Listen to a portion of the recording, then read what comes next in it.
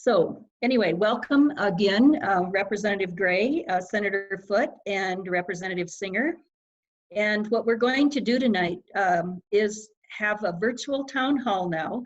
And if you would each like to make a short opening statement, maybe 2-3 minutes, that would be great. And then what I want to do is open it up to our members. They've been doing a great job of adding comments and questions to our chat earlier. And I also, those of you who are on the call, the BVEA members, if you would like to tell a story to our legislators who are here, tell your personal story and what K-12 funding means to you as an educator.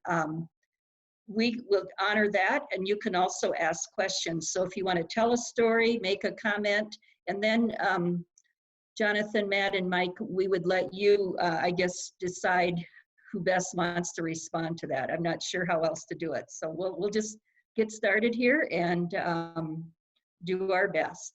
So I'm gonna mute myself. And then since you were on the call first, Jonathan, would you like to just start us off? Sure. It's the first time I've been early to a meeting in a while. So thank you to all the teachers out there, first of all. And I'm not sure what this sepia tone is on my computer. I think it's just, I've just aged my computer by about 20 years after using it on Zoom for the last, what feels like 2 years, but it's only been 2 months.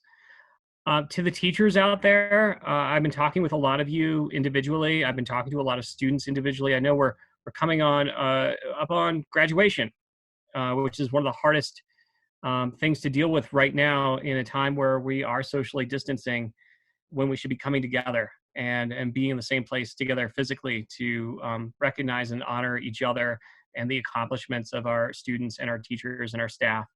And so for you teachers out there that are struggling right now, I can't say that I feel your pain directly, but I hear you.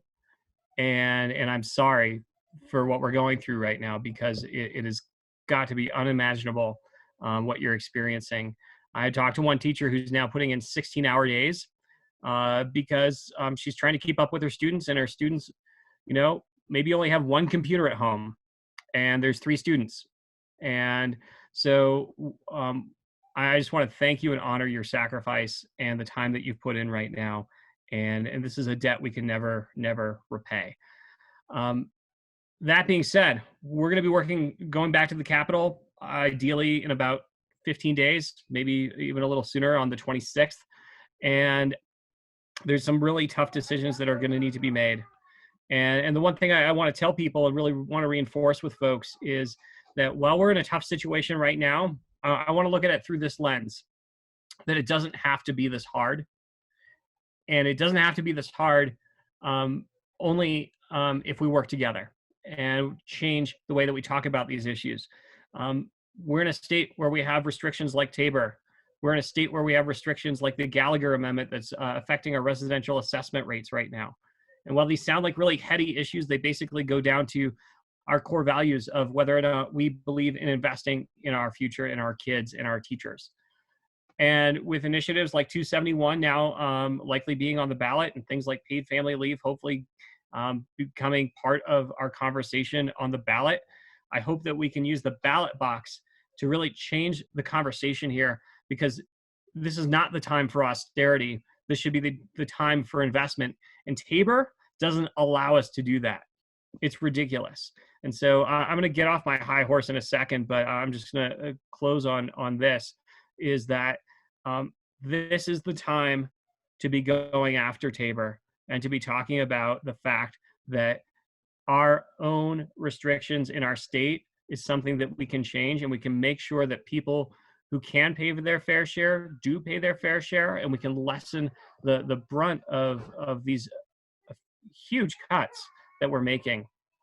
At the same time, I'm going to be working at the federal level to really ensure that we're making every possible argument to our federal government that state and local governments and school districts should be seeing the relief dollars that are coming down the pike. It shouldn't just be to businesses and corporations. It shouldn't be to solely individuals, even though that's important. We really need to make sure that we're investing, especially in a local control state, in these local small local school districts and other special districts. Last thing that I'll just briefly talk about is this is also our opportunity to talk about what's happening with the Federal CARES Act and the dollars that are coming down. Those dollars need to be spent by the end of the year, unless the federal government changes the law on that right now.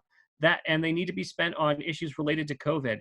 So when you have students that are struggling because they don't have enough technology to be able to keep up in the classroom right now, we should be working at the state to make sure that those dollars are getting to those students so they can afford that technology. When we're working on making sure that that broadband access is actually something that happens, not just getting the iPad or the computer and laptop in front of somebody, this is a time that your state government should be talking about how that works. And while we're facing the specter of cuts, I think this is a time to double down on the fact that we have some things that are just critically important to our community. It's healthcare, it's mental health care, it's our schools. And we need to find everything we can do in the face of $3.2 trillion in cuts to minimize that brunt and start changing the conversation. So thank you guys for indulging me for a minute here. This is going to be my last year at the state capitol. Hopefully I'll be able to continue serving you as a county commissioner in the future. But it has been an honor to be able to work with you for the last 8.5 years, to be able to protect the things that we hold valuable amongst each other, our schools, para, and the greater society that we believe in creating here in Boulder County. Thanks, Jonathan.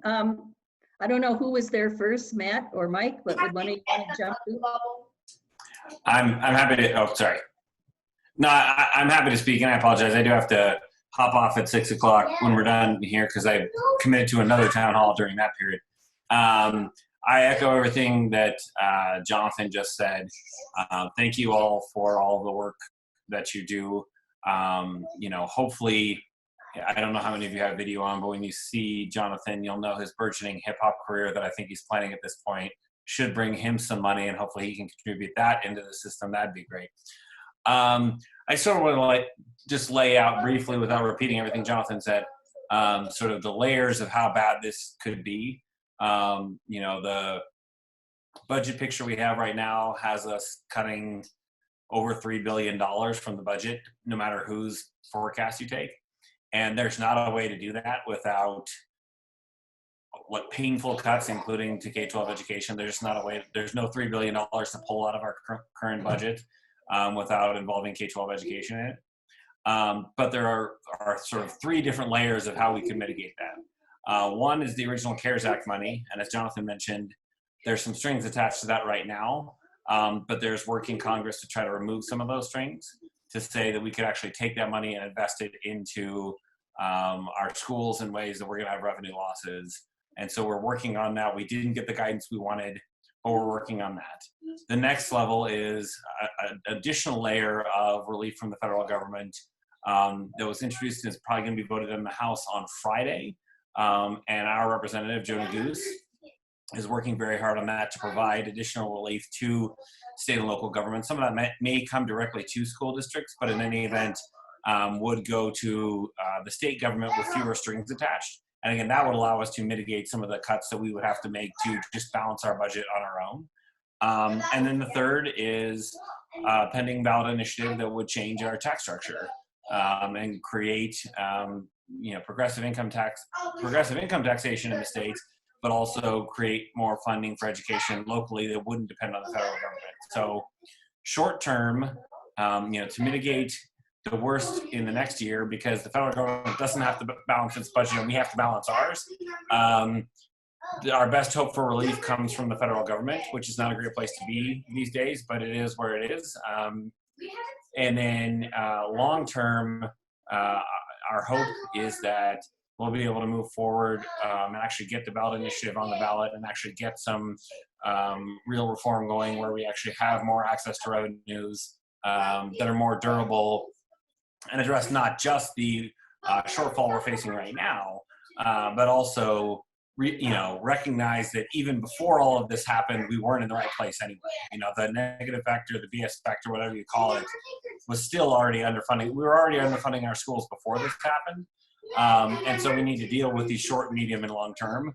And so right now, short term, for us to avoid just the absolute worst is going to have to involve the federal government helping.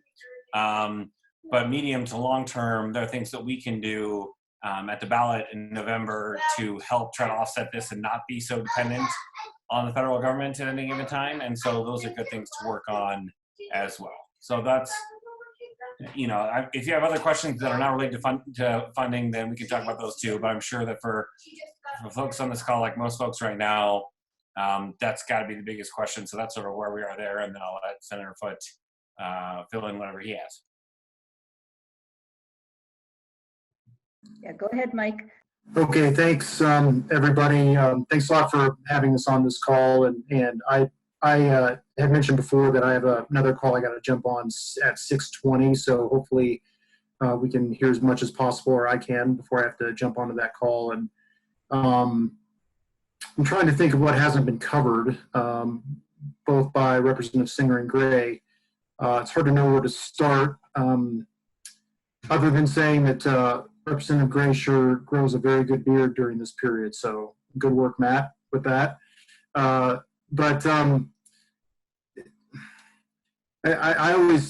to try to start off with something hopeful. So I won't start off talking about the budget, but what I will do is start off and just congratulate all you and thank you for all the great work that you've been doing. I know that during this period, the teachers and the staff for the schools that we're most familiar with, our family is, have been doing an outstanding job. They've been going much more than even above and beyond, and we're so thankful for all their work. I know one of them actually is on this call here, so I'm really pleased with all the great work that you've done, and just wanted to thank you again for everything that you're doing during these difficult times.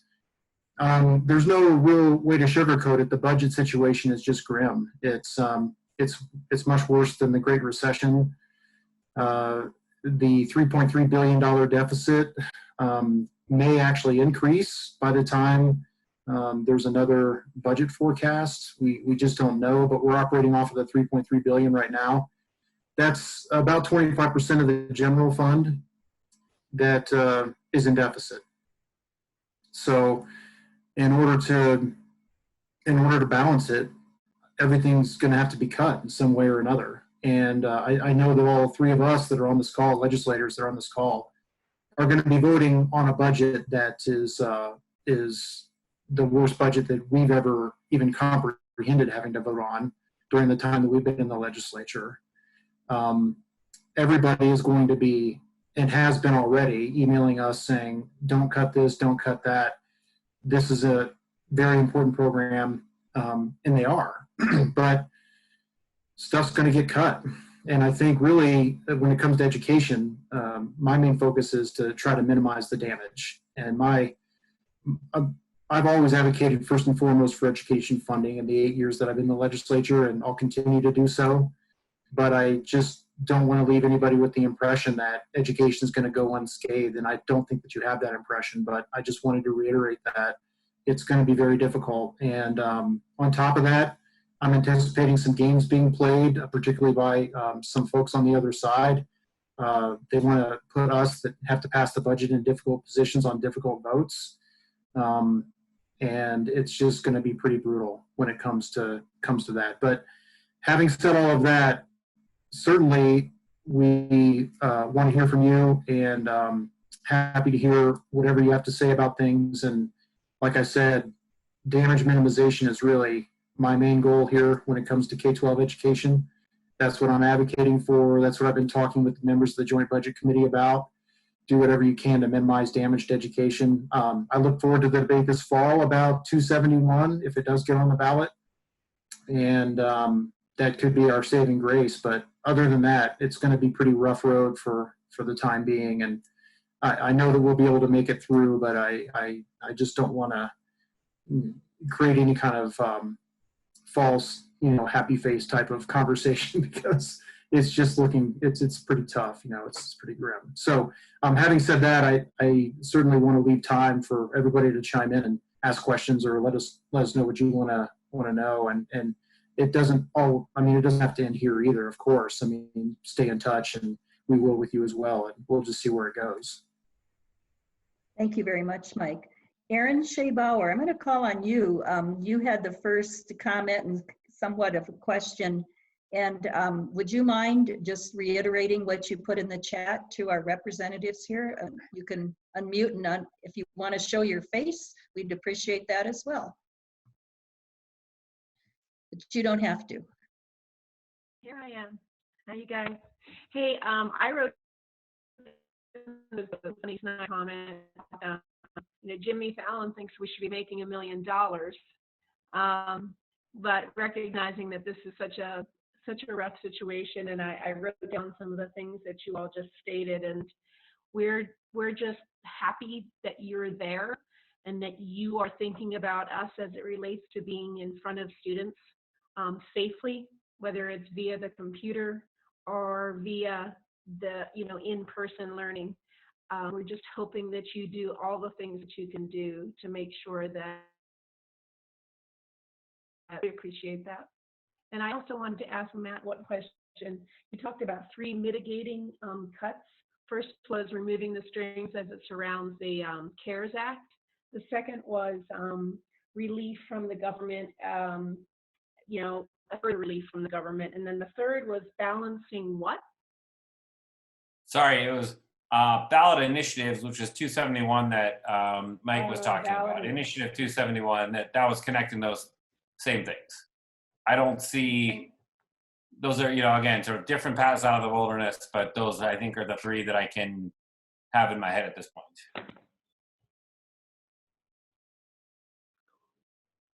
Thank you. Thank you, Aaron. Thanks very much. So I saw there was a chat, and then there was an answer about taking action in terms of an emergency tax increase, and Matt responded that it requires a 2/3 vote in both chambers, which includes a good number of Republicans. I haven't heard any hope of Republican votes. And then David asked us, is the Democratic caucus in both chambers strategically poised to counter political football from the minority? I could take the first stab at that because the Senate chamber, as you know, is much closer than the House chamber and as far as numbers go. And so it has been over the last year and a half or so, sometimes more difficult. And frankly, the Republicans have done a decent job in the Senate over the last year and a half to try to gum things up. And we anticipate they'll do the same. We're on conference calls every day. That is, our caucus are on conference calls every day just to discuss updates and what's anticipated and to get feedback about how to go forward. I think the House is the same. And so this has been a topic of discussion just to try to plan out what could happen. For example, we want to put in remote voting procedures. And so, we're trying to work through different ways that the Senate Republicans could gum that up, which they will try to. They've made it clear that they don't want any kind of remote voting procedures. That's just one example. My personal view and what I've advocated for is that we should just be prepared to stay down there in a safe place, of course, not 2 feet away from each other, but certainly within the Capitol area, and just as long as necessary. I mean, I've advocated for that last year when there was obstructionism, and we should be prepared for all-nighters if we have to. I mean, at some point in time, they're just going to get tired. And it may be at 2 o'clock in the morning, it may be the next day, it may be when they want to go home over the weekend to see their families. They're going to get tired, and we just need to outlast it. That's always been my view, and that continues to be my view. It's a terrible strain on everybody.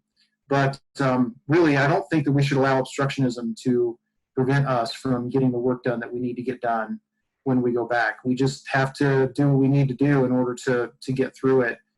I'm a little more worried, actually, about some of the attacks that are not what you could classify as obstructionism, but we're all going to be voting on an absolutely terrible budget. And for those that are running an election in a difficult seat, I mean, the flyers write themselves. Cutting X number of dollars from education, mental health, everything else, it's just going to be tough. And I feel for those that are having to do that, and feel, of course, for those that are on the business end of those reductions. And so I'm more worried about that than I think the procedural obstructionism. I think that the will is, at least from most people that I've talked to on the Senate side, that we just need to buckle down and plow through it the best that we can. So we are talking about it. We're planning for it.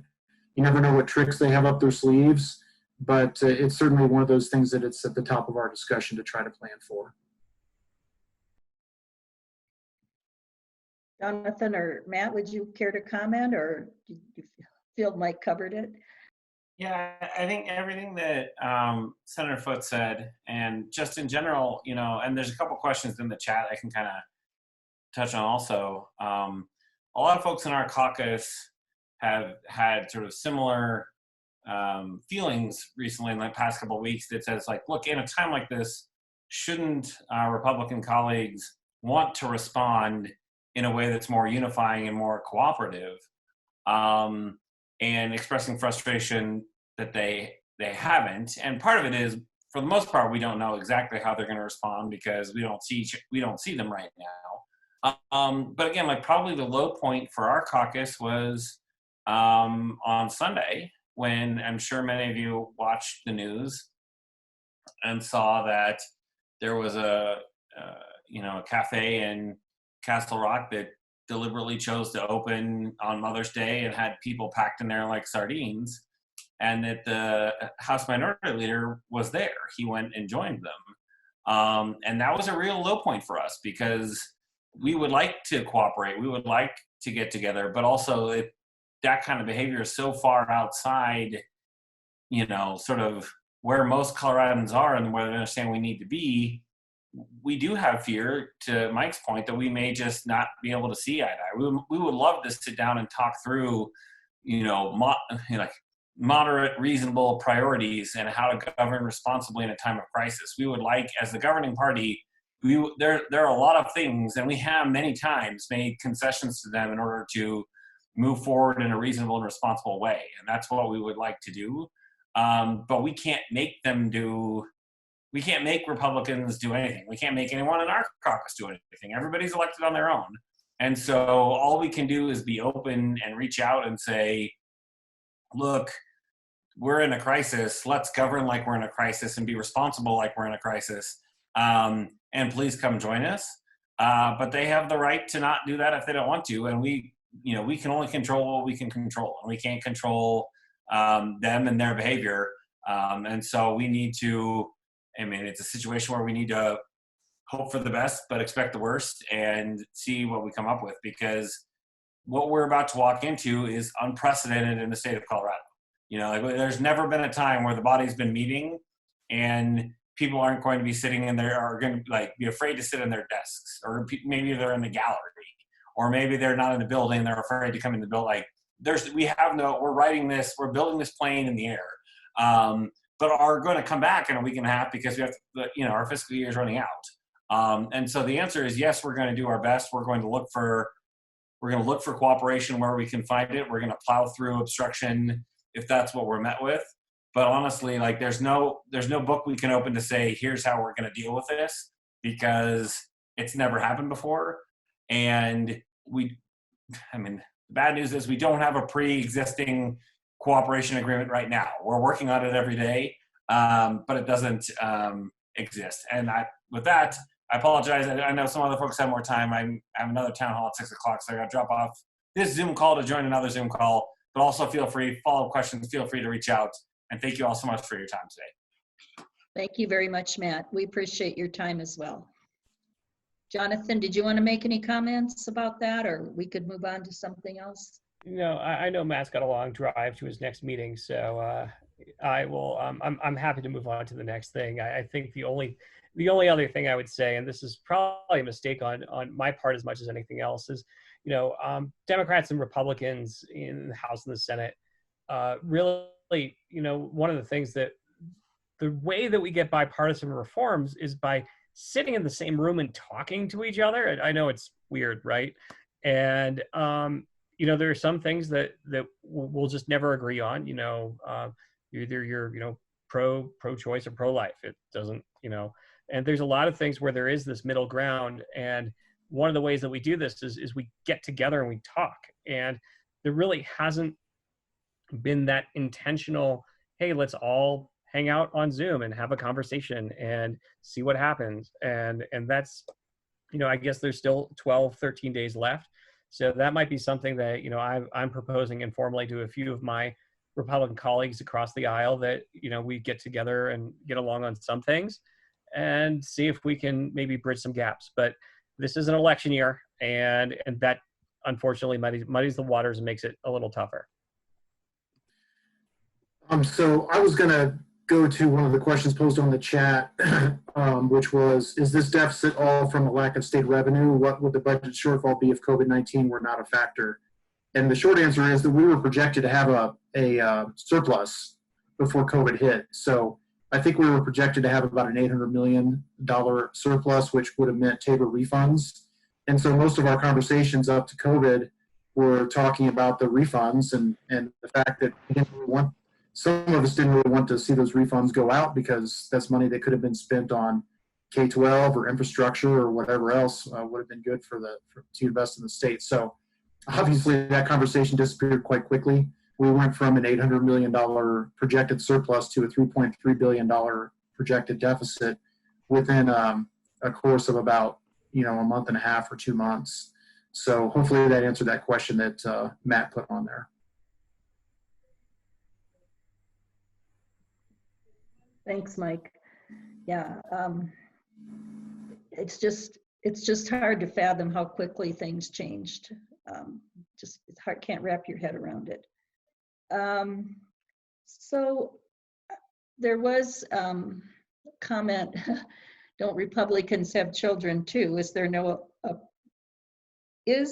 appeal to them for an emergency tax based on the sheer depth of the hole we're in? I don't know if we've touched on that, or if anybody wants to comment further on that. Not that I've heard. The taxes are ideological, and that seems to be where we're at. So I don't anticipate any kind of agreement on the necessity for taxes coming from the Republicans that are elected. I mean, now if you talk to regular people that happen to be registered Republicans, I think that there could be some common ground there, and I guess we'll certainly find out when it comes to 271 if it gets on the ballot. But as far as the elected officials go, at least I can speak for those in the Senate. I don't see any possibility of any Republican votes on something like that. Yeah, no, I don't want to sort of echo bad news on this one, but I mean, elections have consequences in both directions. And I think one of the things that I always like to reinforce with people is that, even the Republicans that are moderates that we get along with, a lot of them this year are in primaries, and the primaries happening on June 30th, so we're 45 days away from that. When Governor Owens was the face of Referendum C, which was the last major Tabor reform that we had that passed, he was at that point in time on the short list to be vice president if there was a Republican nominee. Since then, his political career has basically been destroyed. And so the last time that somebody really made the effort to come across the aisle, of anyone of high profile, at least, they were made an example of. And so I think, I know the BVEA and the school district are nonpartisan or bipartisan entities. So I think for people who are moderates or unaffiliated or Republicans, really building that base around there is helpful. I mean, the other thing to remember, especially in the House, there's a 41 to 24 Democratic to Republican majority. That's because Democrats won in a lot of swing seats. They won by 200 or 300 or 400 votes in a lot of swing seats. So a lot of those moderate Democrat or moderate Republicans that we might have worked with in the past aren't there anymore because they're actually held by Democratic seats. So I will leave it at that and see what other questions we have. Somebody made a comment about Governor Polis, and I'm not sure. Would you, Gloria, would you care to unmute yourself and elaborate on that, or chat about that? And if you don't want to, that's okay as well. Hi, it's Lori. I'm trying to unmute myself. Okay. I'm just wondering what his role is. Is he having, like, working to try to bring sides together? I know he's overwhelmed with just dealing with COVID day to day, but I'm just wondering what his role is in trying to support a positive outcome for schools. I mean, he clearly is a school supporter in terms of what he's done. So I just wonder if there's any input on that. I can take the first stab at it. I mean, I know that there are, I mean, everybody's doing Zoom meetups and phone calls, various groups. Their House and Senate leadership are doing the same thing. And I know that the governor and his staff are involved with those particular calls. I'm not involved with those calls, so I can't tell you exactly what was said. But I know that the governor is involved at that level. The governor has already made cuts that to the state agencies that he's just already done pursuant to his emergency powers. And I know that he's involved in discussions about the budget, but really the budget is a legislative prerogative, and also really when you boil it down to it, it's the prerogative of the Joint Budget Committee. I mean, all the legislators have input, all the legislators have a vote, but the people that do the real everyday type of work and they get down to brass tacks, that's the Joint Budget Committee. That's 6 members, 4 Democrats, 2 Republicans at this point, and they're the ones that are really involved in the day-to-day type of discussions, hour-to-hour type of discussions at this point in time. So I wish I could give you better information about the exact role of the governor. I know that he's, like I said, I know he's involved in those discussions, but really the budgeting it's a legislative prerogative. It's really one of the main things that we do as the legislative branch of government. So I'm pretty positive that it's the Joint Budget Committee and members of the legislature that are really taking the lead on it at this point. Yeah, moving beyond the budget just briefly, I think that the governor has announced several task forces that are to sort of be leading this recovery. And he's very intentional about appointing both prominent Democrats and prominent Republicans on there. And so they're part of the conversation. I know he's also this morning was on an airplane to go talk to the president, who I'm pretty sure is a Republican, but there's some argument about that in both parties, actually. So I think that, yes, there is some outreach there.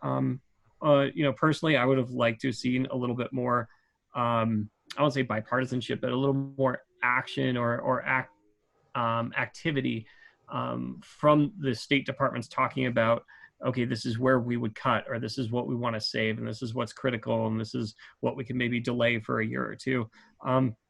It is a legislative, ultimately, it is a budget that will be written by the legislature, but it's also signed by the governor. And I'm not predicting a veto of anything like that, but that would be my only thing is seeing a little more activity from the State Departments in terms of interacting with the legislative branch. Okay, thank you. Yeah, Jonathan hit on a good thing there to make a good point, which was lobbying the federal government. I mean, it's been mentioned a couple of times already, but really the restrictions on the CARES Act funding that's coming to Colorado is kind of like a serious 1-2 punch. I mean, if we had more discretion as to where we can put those funds, I think that would be extremely helpful. To the extent that the feds can amend it or pass a new package, that would be great. I mean, as far as passing a new package, I've seen a couple of headlines recently that the U.S. Senate leadership, at least, is now suddenly worried about deficits again, and so that doesn't seem too positive. But you just never know. Thank you. Steve, looks like I know you had an earlier question, and you had a question about the state looking at the schools and teachers' role in mental health support. Do you want to unmute yourself and ask your question, or would you like us to just respond to the chat? Sorry, this is Alicia. I'm using Steve's Oh, right. computer. I know you. Thank you, Alicia. Go ahead. No, I just wanted to share. Thank you for I hear that you guys, I know you both prioritize education and that lots of people are appealing to you right now. Senator Foote, I just want to share that my 5th grade teachers yesterday were doing some of their required adolescent training that they had to do, and they had some kids confess to them some really scary thoughts that they were having, and we had to trigger some, like as best we could, try to call someone. But it was just a reminder for us of how hard this is and a bunch of other kids, when they heard other kids say that, started to confess how hard this is on them. And I just hope that our legislators can remember all of the roles that our schools play beyond just educating our students, which is so important, how much we hold our community and our kids. And so if you can pass that message along, I know you have, to the State Budget Committee or whoever, I really appreciate it. Yeah, thanks for that. Thanks for the reminder. I mean, certainly that's, I realize that, and that comes from seeing the schools work firsthand, as well as hearing from all of you over the last several years. And so, but again, thank you very much for the reminder, and thanks for helping me out any way that you can. Yeah, no, so I've been doing, and I thank you for bringing out mental health. So I chair the Health and Human Services Committee in the House right now. And I want to say we have done, or I've done at least 2 town halls already on mental health issues. The first one was just focused on actually mental health. The second one was focused on addiction and recovery, because at a time of social isolation, the likelihood of falling into either exacerbating existing mental health issues or falling into addiction is even greater. And then we did a 3rd meeting actually as the Democrats on the Public Health Care and Human Services Committee, because we really want to underline and highlight this for people to make sure that people have this available. They know what services are available. The Colorado Crisis Services Hotline, the text line, the internet line, those are still up. They are still running. Those are still going to be components of this. Representative Michael St-Jeannet, who is from Adams County, is looking at figuring out where we can maybe funnel some of our CARES Act dollars into mental health, especially for our adolescents who are maybe feeling even more disconnected now.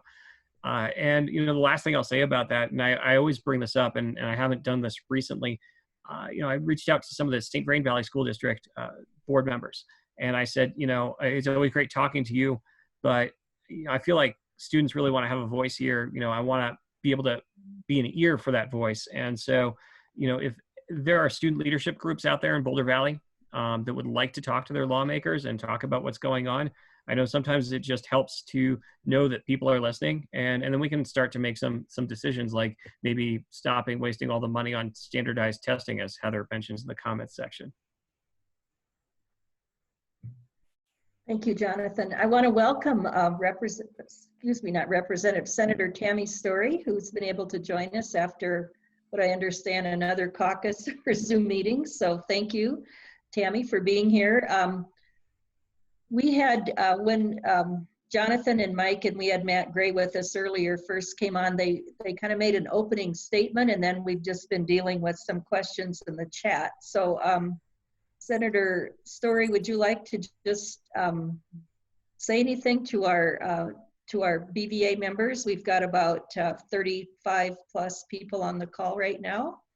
Sure. I'm so sorry I had to join late, but I appreciate you all doing this and inviting us to join in with you. I am particularly interested in hearing what all of you as educators have to say, and I'm sure there has been much said that I've already missed, but I really would like to hear from you while I'm on this call for the last 15 minutes that there is. But You know, we are in unprecedented times. I'm sure you've heard that from others as well, that this is a really tough gig that we're facing relative to the huge losses of revenue that we are anticipating and what we have to do with the budget. It's not going to be a fun process for any of us. And, you know, I am fully aware, as I'm sure my colleagues are in both chambers, that, you know, education has not been fully funded for, you know, an incredibly long time, and that it constantly has been taking a hit. We have done a little bit better in the last few years to reduce the negative factor, and I'm glad that we've been able to do that. It never has been enough. Each time that we have you know, stepped that back a little bit, it's been helpful, but you know, you never feel like it's enough, and it's not. I think it's going to be next to impossible to avoid cutting anything in education, because it's such a huge portion of our budget and we have so much to cut that it's going to be a challenge. But I just want everyone to know that we are cognizant of the place that public education has been, K-12, and don't want to do any of the things that I think we are facing coming forward. But I'm happy to hear, you know, suggestions and ideas that people have. And the other thing that I would say is that if this hasn't been mentioned already, or even if it has, I'll reinforce it, that our congressional delegation is well aware what we are facing. We talk with them on a regular basis, at least weekly, sometimes more. They are well aware of the budget reductions, the revenue losses that we are facing, and the impacts that it's going to have across the state, and why we really need some federal support in the form of relief that goes to state and local government, where we have the ability to use it for backfill. And while I can't imagine that it would be the whole amount, they are working on this, and there is anticipation that a House bill will be introduced on Friday this week. So, you know, fingers crossed that they will be able to get that through to the Senate, and through the Senate in a way that is not dismantled very much. And just, I would say let's just hope for that, because that will make this process less painful than it would be otherwise. But I'd really like to hear from those of you that are on the call. Thank you, Senator Story. Alicia, I see that you had a question about the evaluation bill, and since that's something Senator Story has was working on, you want to go ahead and unmute yourself and ask your question. Oh, it's just as I said it, Senator Story, you have worked so hard on that bill, and it's meant so much to us. And it's not a budget issue, but it's so important now because it's an equity issue that feels more important than ever as I see the gap of the haves and have-nots get wider with this. And I want to keep good teachers working with vulnerable populations. Can you tell us, if it's not happening now, why or why not, and when will it happen? Please be honest. Oh, absolutely. I'm very passionate about this too, and I you know, support it as much now as I ever have, and still think that it's very critical. I also think that some of the impacts of you know, the current evaluation system are somewhat removed because the assessments aren't part of the picture right now, at least as far as I know. I'd like to hear otherwise if that's not true. But I think in light of what we're dealing with and the magnitude that we're dealing with relative to the health crisis and the economic crisis that is laid upon us at this moment, it is not going to be a bill that we are going to do in the coming few weeks, because there's so much more that has to be addressed that has such immediacy. But it will be back on the plate when we come back in January and be able to move forward. I think we will likely have to adjust it in some ways, and certainly the messaging I think will be a little bit different, because you know, the focus on 50% of an educator's evaluation being based on growth scores, while there certainly have been growth scores during this current school year, we certainly didn't have the, the state testing that happened, and have no idea what it's going to look like when fall comes. But there's no way, even if you ran state testing like next spring, can you really look at utilizing that as a comparison with 2 years prior for a single teacher? I mean, there's all those additional challenges. So I think we have, more to work with, and different messaging to put together when we bring it forward. Thank you, Senator Story. So I know, and I appreciate, Jonathan, that you responded to Nancy and that you put a presentation on para in the chat. So there was a question about para, if there'd be cuts. I'm not quite sure if I understand that, but would any of you care to comment on the para situation in our state right now? Hey, it's Jonathan again here. There's no good question that I can't respond to with a great PowerPoint. But this PowerPoint just came out, I want to say 2 days ago, and I have not actually gone through the entire thing. But you can see on the first page of that PowerPoint that the Budget Committee is recommending, or Budget Committee staff, I should say, so not the lawmakers, but the staff recommends that the committee sponsor legislation to do 2 things. Suspend the para direct distribution payment for fiscal year 2020-2021, currently scheduled on July of 2020. And then the second thing is permanently change the payment date of the para direct distribution from the first day of each fiscal year, July 1, to the last day of each fiscal year, June 30. There's a few other suggestions in there about postponing para employer automatic increase adjustments of 0.5%. So you can see that in the first 2 pages of the document there. And then it really goes pretty heavily into the details about what all of that means. So I wish I could answer more of those questions more directly, and I'm frankly not going to read PowerPoint slides to all of you. I know that you're all exceptional slide readers. So that's what I will say about that. I think the big thing that we need to be watching very carefully is making sure that there are those that would seek to privatize para, and I think this is probably the worst time to do that, considering how poorly private investment markets are doing right now. So I think that's something we just need to be on guard for. But frankly, if they try that right now, I think this would probably arguably be the most politically risky time to do something like that. But it's coming from a Democrat.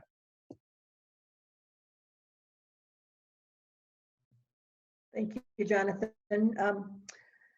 I know we had a couple of comments about testing, and which is related to teacher evaluations. Courtney, did you want to speak in person to your thoughts about testing, or would you want to just have me read what you have in the chat? I can talk about it. Thank you. So, yeah, state testing, well, that gives us a number and sort of a place on a, literally like a line where kids are. They should be here, and then they're here. So that's like literally one small data point generally that we can use for where students are. And there's a variety of reasons students might not be at that spot on that line where they should be. I work at a school that has a high amount of students who are affected by trauma, a very high. It's a school that has a lot of students who are on the free and reduced lunch program, so poverty plays a role. And I know people like to say like, oh, that's excuses. They're not excuses. There are a lot of factors in kids' lives that actually affect their academic output.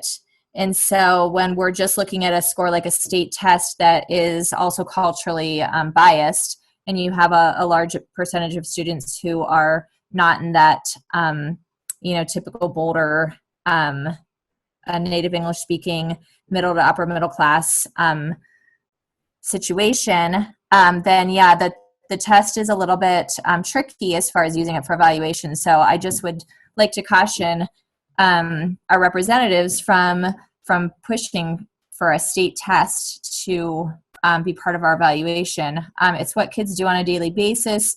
Right now we have a lot of kids. We've just looked at a gap, and I hate to use that word too, but online has really increased the inequity that's happening. That was already part of our district and already part of what's happening, across our country. So when we're looking at like inequities, yeah, we suspended the test for this year. However, we have a lot of students right now who are not getting the instruction that they need in a way that they would have had it in in-person instruction. And so then looking at reintroducing and putting that test back into place next year when we might be starting online again, and we're going to still have those inequities, I just would really caution that from being pushed forward, because it's not really an accurate assessment of what kids are capable of, what they're learning, what they can do. That's all really I had to say. Courtney, this Tammy's story, I Hi, totally thanks. agree with you. And I would not be pushing the test anyway. I mean, I don't think it's, it's not relevant when, we are facing the situation we are, where, midstream in this year, everything was upended suddenly overnight. School districts are trying to put together an online program, something that if it was going to happen, if people decided that was a good thing to do, it would take years of planning and development to do it right, and training for all staff and training for students and all kinds of things. So Yeah. The fact that we're in this place right now, and educators are doing what they can to try and deliver as best as they can to as many of their students as they can, recognizing that some kids are not being reached, some kids aren't being reached well enough.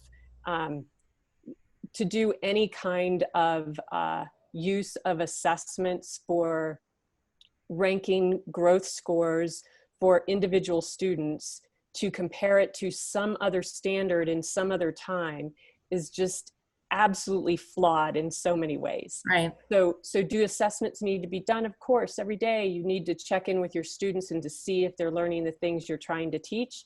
And those kinds of things matter.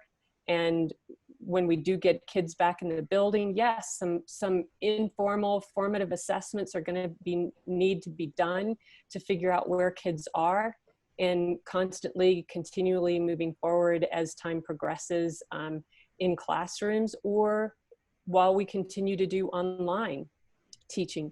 But I don't think there is any way that we can even possibly conceive of utilizing any of those types of assessments to compare them to where we believe students were at a time in the past, and use that to measure an educator's effectiveness. There's just no way. And I think there are plenty of other ways to determine whether an educator is being effective, but I don't think growth scores and using test scores for students in this time is relevant at all. So I guess my point is about the educator effectiveness bill that I have worked on, and I've talked to so many educators about, last summer. I am still very committed to addressing that task. But when we have these, evaluations are not going to be run for educators this year the way they have been in the years past. Like there are CDE, I've heard CDE make comments that this evaluation for educators is not, it's waived. The process is just not the same. We don't have the ability to do it at this time. And so going into next school year, even everybody opens up on the first day of school, everybody's back to school, and everything is like normal, which we all know it won't be.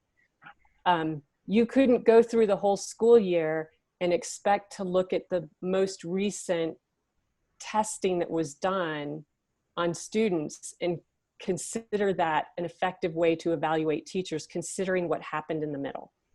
So we have a lot of, I think, value in what's going on right now to be able to move forward and recognize that we have to do educator evaluations differently than what's in current statute. And I'm committed to making that happen. It's just that we have these other weightier problems right now with people losing housing and no health care insurance and not employed. And those things I think are top of our list right now. Thank you so much. I agree. I'm just going to do Aaron had a great comment. I'm going to read it, and then in lieu of time, because it is 6:30. And so Aaron, who you heard from before, said, we are all hoping our legislators recognize that educators are a lifeline for an improved economic situation as it relates to parents being able to return to work. We continue to believe that this can help you convince your, and this is in quotes, counterparts. We will, of course, do our part. We hope that the community recognizes and honors our role.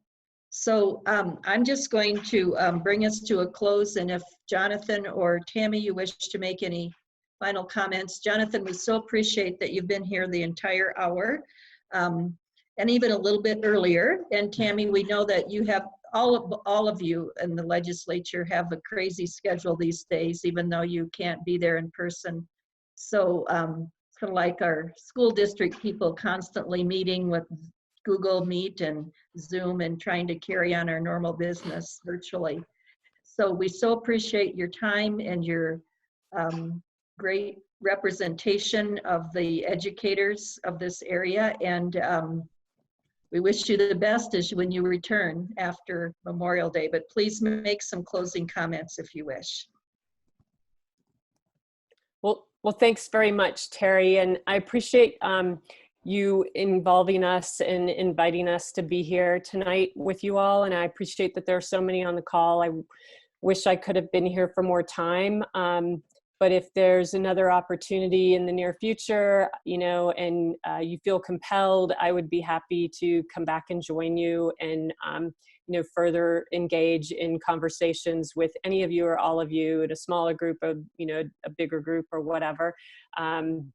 I appreciate everything that educators are doing on the front lines, dealing with our kids and trying to, you know, provide a positive environment in proceeding with, you know, the educational work that needs to be done through the school year. I just can't even imagine what you've gone through.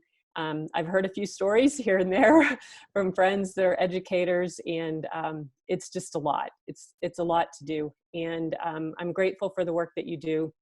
And please consider you know, having me back, and I'm happy to chat with any of you offline as well. Reach out to me.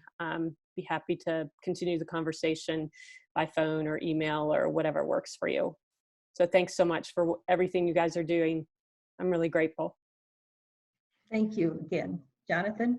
Yeah, well, thank you, Terry, and thanks to everyone here. And thanks, Tammy, for joining us too. And you know, I hope this is not our last conversation. And so I put my email address and my cell phone number in the comments section for those of you who are on the phone. Actually, I don't know if any of you are on the phone, so I just won't say it out loud right now.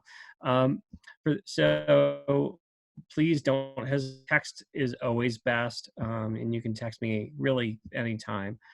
I will just close by saying what I open with, which is that in light of really tough choices that we need to make, this doesn't have to be as bad as it is right now, and that only comes from good leadership at the federal level, at the state level, at the school district level, and an engaged electorate that demands better. And so don't let this scarcity model fool you for a second. In 2008, 2009, we bailed out the big banks. They owe us a solid right now, and they should be helping us out.